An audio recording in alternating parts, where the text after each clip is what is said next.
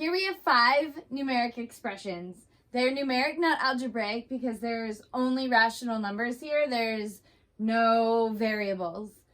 A numeric expression can have any type of number, but they cannot have variables.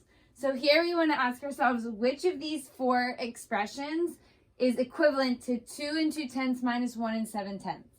One way we could evaluate them all, find values, and then obviously match the ones that have the same value. Or we can use the properties of addition to help us rearrange these and try to formulate the expression to the right.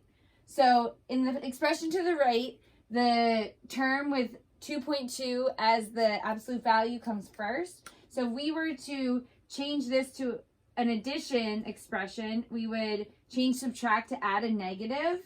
And now we have negative 2.2, which is not the value we have over here. So the first one does not work.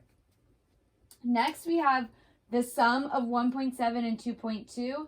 In this case, we have a positive value of 1.7. And over here, we could have rewrite this as 2.2 plus negative 1.7. So you see that that would not be equivalent because this is a positive 1.7 and that's negative. So that doesn't work.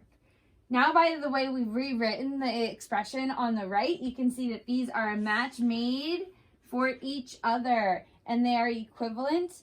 And in this case, we'd be subtracting a negative, which is the same as adding, and really these two are equivalent. So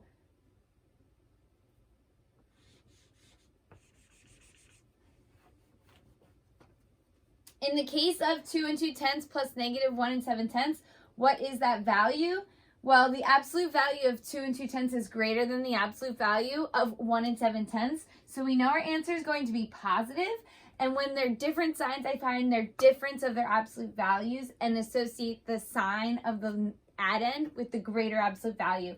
So here, the difference between 2.2 and 1.7 is 0.5 or 1/2, and that'll be positive.